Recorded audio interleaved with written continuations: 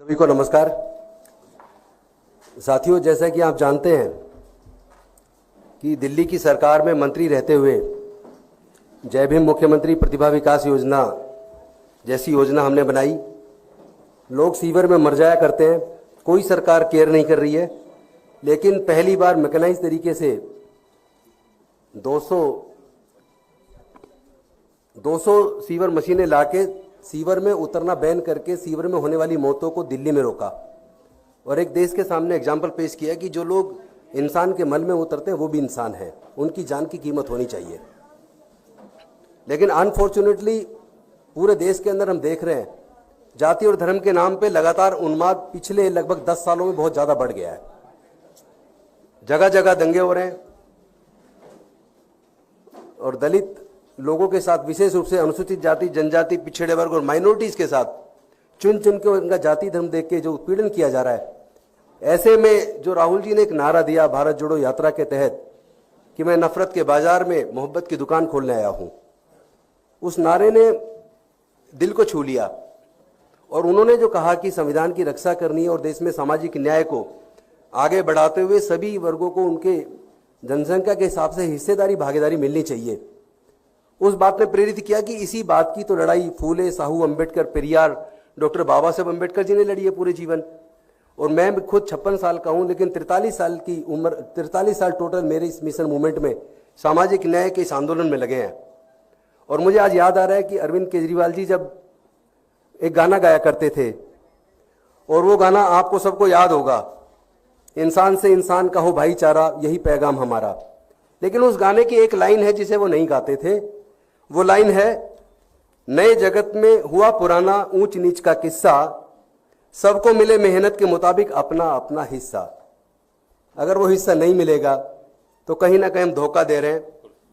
और इसीलिए मुझे पहले मेरा संघर्ष इस बात के लिए हमेशा रहा, आम आदमी पार्टी में रहते हुए भी, कि सबको उनकी मेहनत के मुताबिक जिम्मेदारी हिस्सा मिलना चाहिए, मान सम्मान होना चाहिए सबका।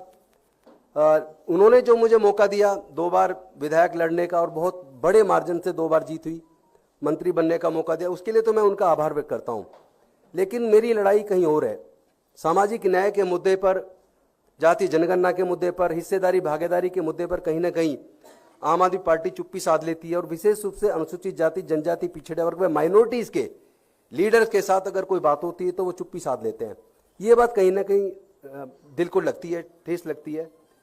और हमने कोशिश की पार्टी में रहते हुए कि सामाजिक न्याय पे आप लोग आइए, और आप सामाजिक न्याय पे नहीं आएंगे तो फिर कैसे हमारा विचार नहीं मिलेगा। इसी वजह से अल्टीमेटली दुखी मन से कि भाई यहाँ से सामाजिक न्याय की लड़ाई आगे बढ़ाना मुश्किल है। और मेरी लड़ाई कोई एमएलए, एमपी, मंत्री बनने की नहीं है, कभी नहीं रही। जिस चीज़ की लड़ाई, अगर वो लड़ाई वहाँ जाके वहाँ रह के नहीं लड़ सकता तो अननेसेसरी मैं उनको दुखी करूँ या वो मुझे दुखी करूँ, उसकी ज़रूरत क्या है। वो अपना, जो उनका अपना क्षेत्र उस पर काम करें, और मैं अपनी सामाजिक न्याय की लड़ाई जहाँ से आगे बढ़ती देखेगी वहाँ मुझे जाना चाहिए। और आज मुझे लगा कि चूँकि जो हमारे कांग्रेस के राष्ट्रीय अध्यक्ष हैं खड़गे जी, उनका खुद का जीवन संघर्ष से भरा रहा है, और राहुल गांधी जी का पूरे परिवार का जीवन संघर्ष से भरा रहा है, और वो आज अगर सामाजिक न्याय की बात कर रहे हैं, संविधान की रक्षा की बात कर रहे हैं, अगर वो हिस्सेदारी भागीदारी की बात कर रहे हैं कि सभी क्षेत्रों में हिस्सेदारी भागीदारी होनी चाहिए और वो मैं करके रहूँगा। उन्होंने यहाँ तक कहा कि ये मेरा राजनीतिक मिशन नहीं है, मेरे जीवन का मिशन है। इस बात ने कहीं ना कहीं मेरे दिल में जगह की। और मेरे भी जीवन का जो मिशन है वो राजनीति या एमपी, एमएलए बनना, मंत्री बनना या कोई बड़ा पद लेना, ये कभी नहीं रहा। और ये आम आदमी पार्टी के साथी भी जानते हैं। तो मैं अपने सामाजिक न्याय की लड़ाई को आगे बढ़ाने के लिए आज कांग्रेस को ज्वाइन किया, और उन्होंने मुझे बड़े सम्मानपूर्वक ज्वाइन कराया। मैं के.सी. वेणुगोपाल जी जो राष्ट्रीय महासचिव है उनका भी धन्यवाद करता हूँ, मुख्य प्रवक्ता पवन खेड़ा जी का भी धन्यवाद करता हूँ, राजू जी का भी धन्यवाद करता हूँ, चूँकि SC, ST, OBC माइनॉरिटी मोर्चा पूरे देश का देख रहे हैं, और SC, ST के मोर्चे को राजीव सिल्लोटी देख रहे हैं, उनका भी मैं धन्यवाद करता हूँ। दिल्ली के अध्यक्ष देवेंद्र यादव जी, उनका भी धन्यवाद करता हूँ। विशेष धन्यवाद करता हूँ मैं डॉक्टर अनिल जैन जी का, जो मेरे संघर्ष के पुराने साथी हैं। उन्होंने, हमने मिलके इस इंडिया गठबंधन के लिए चुनाव के दौरान अपने संविधान सम्मान समारोह के लिए लखनऊ में बहुत बड़ा प्रोग्राम किया, जिसमें राहुल जी थे। हमने हरियाणा में पंचकुला में प्रोग्राम किया, अभी बनारस में किया। चूंकि वो नॉन पॉलिटिकल प्रोग्राम है, किसी राजनीतिक मंच से नहीं किए, वो सब संविधान के सम्मान में किए हैं, और उस लड़ाई को हम आगे जारी रखेंगे।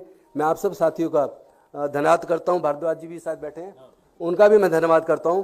हम लोग तो कॉलेज के बड़े पुराने साथी हैं। भारद्वाज जी, हम जब ये यूनिवर्सिटी का चुनाव लड़ते, मैं भी एलएलएम का प्रेसिडेंट रहा उस दौरान। राजेश लीलोठे जी मेरे बड़े पुराने साथी हैं।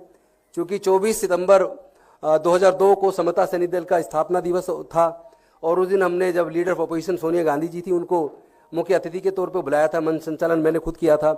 तो तब से मैं क्लोजली वॉच कर रहा हूँ अपने इन साथियों को, और मुझे लगता है कि हम लोग मिलके पूरे देश में सामाजिक न्याय की लड़ाई को और मानवता की इस लड़ाई को, इंसानियत की लड़ाई को, जिसमें जाति और धर्म के लिए कोई स्थान ना हो, एनिहिलेशन ऑफ कास्ट जो बाबा साहब ने लिखी थी, मुझे लगता है उसको पूरा करने का समय आ गया है।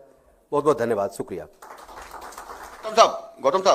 गौतम जी, आपसे सवाल है कि आपने एक बात कही कि आप सामाजिक न्याय की लड़ाई को आगे लेकर जाना चाहते हैं। क्या आम आदमी पार्टी सामाजिक न्याय की लड़ाई को लेकर आगे नहीं जा रही थी? क्या अरविंद केजरीवाल गंभीर नहीं है सामाजिक न्याय को लेकर? देखिए, अगर होते तो जो 450 के करीब उन्होंने CM fellow, dark fellow, advisor वो सब रखे, तो उसमें रिजर्वेशन देते।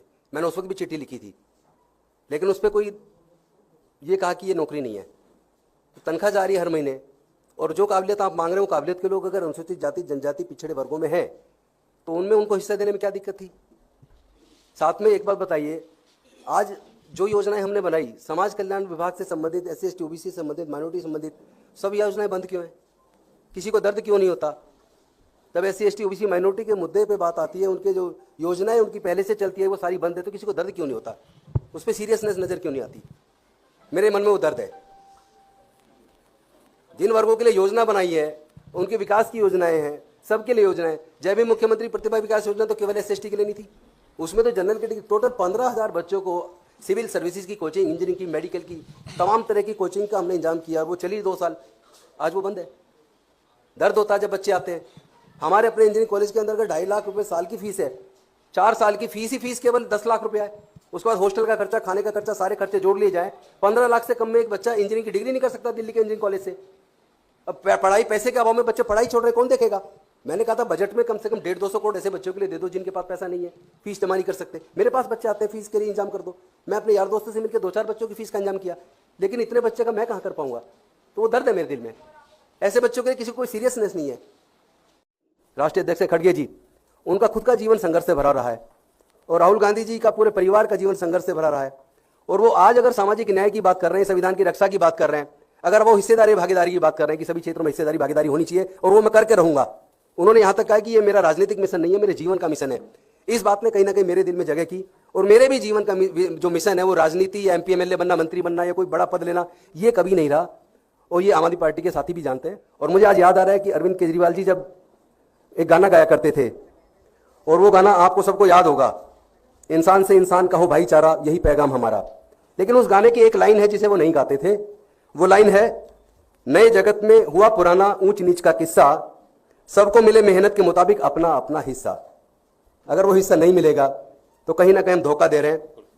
और इसीलिए मुझे पहले मेरा संघर्ष इस बात के लिए हमेशा रहा, आम आदमी पार्टी में रहते हुए भी, कि सबको उनकी मेहनत के मुताबिक जिम्मेदारी हिस्सा मिलना चाहिए, मान सम्मान होना चाहिए सबका। सामाजिक न्याय के मुद्दे पर, जाति जनगणना के मुद्दे पर, हिस्सेदारी भागीदारी के मुद्दे पर कहीं ना कहीं आम आदमी पार्टी चुप्पी साध लेती है। और विशेष रूप से अनुसूचित जाति जनजाति पिछड़े वर्ग में माइनॉरिटीज के लीडर्स के साथ अगर कोई बात होती है तो वो चुप्पी साध लेते हैं।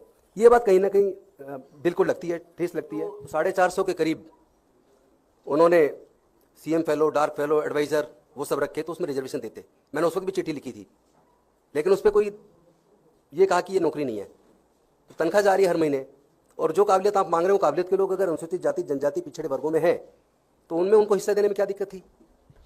साथ में एक बात बताइए, आज जो योजनाएं हमने बनाई समाज कल्याण विभाग से संबंधित, SC ST OBC से संबंधित, माइनॉरिटी संबंधित, सब योजनाएं बंद क्यों हैं?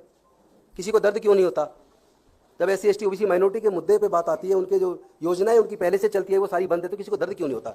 उस पर सीरियसनेस नजर क्यों नहीं आती?